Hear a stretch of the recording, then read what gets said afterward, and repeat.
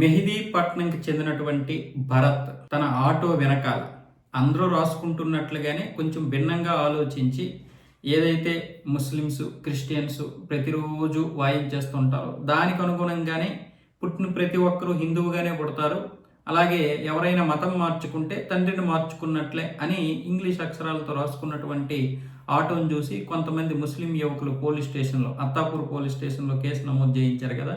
ఆ తర్వాత ఆటో వెనకాల ఉన్నటువంటి ఆ యొక్క అక్షరాలను కూడా గీకేశారు. అలాగే ఆ అత్తాపూరి ఎస్ఐ కొంచెం దురుసుగా ప్రవర్తించడం, తన మీద కేసులు పెడతానని బెదిరించడం, ఇవన్నీ చూసిన తర్వాత చాలామంది అతనికి సానుకూలంగా స్పందించి సపోర్ట్ చేశారు.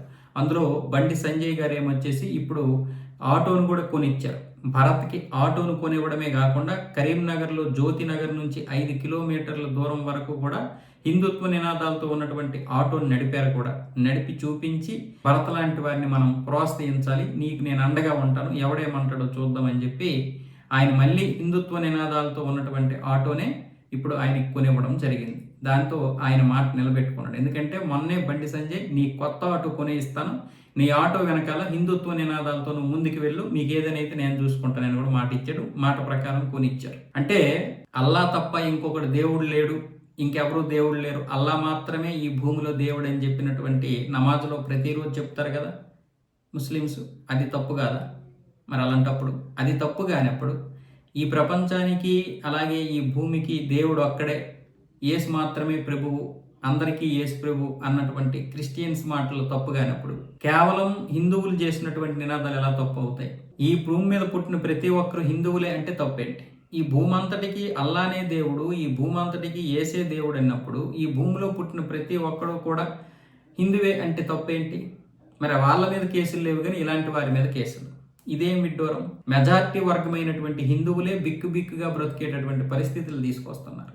ఈ మధ్య కొంచెం ఏదో కొంత బీజేపీ వచ్చినటువంటి 10 సంవత్సరాల తర్వాత ఇలాంటివి ధైర్యంగా ఎదుర్కోగలుగుతున్నారు. మరి దీని గురించి ఎవరు మాట్లాడటం లేదు.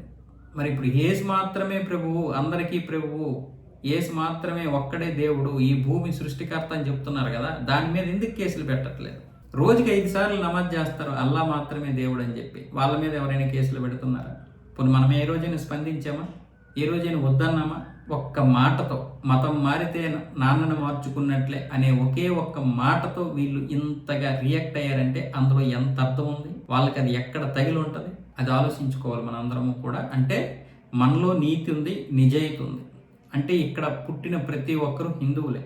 కొన్ని ప్రపంచం పక్కన పెట్టండి, ఈ దేశంలో పుట్టిన ప్రతి ఒక్కరూ హిందువులే. రామ్దేవ్ బాబు అదే అన్నాడు, ఇది హిందూ దేశం, ఇక్కడ పుట్టిన వారందరూ కూడా హిందువులే, కాకపోతే మతం మారి ఉంటారు, అదే చెప్తున్నారు అందరూ. చాలామంది ముస్లిమ్స్ కూడా అదే అంటున్నారు. మా నాన్న, మా తాతలు, మా వాళ్ళు ఎవరో ఒక 50 సంవత్సరాల క్రితం, 100 సంవత్సరాల క్రితం, 200 సంవత్సరాల క్రితం, 300 సంవత్సరాల క్రితం మతం మారినటువంటి వాళ్ళు అంటున్నారు. అందుకే చాలామంది అయోధ్య రామ మందిరాన్ని కూడా దర్శించుకున్నారు. మా రక్తం హిందువుదే, కానీ మేము ఇప్పుడు అలాగని హిందూ మతంలోకి రాలేము, హిందూ ధర్మంలోకి రాలేము, మేము ఇప్పుడు ఇందులోనే కొనసాగుతామని ఎంతోమంది ముస్లింలు కూడా అంటున్నారుగా. మరి దాన్ని ఎందుకు అంగీకరించలేకపోతున్నారు?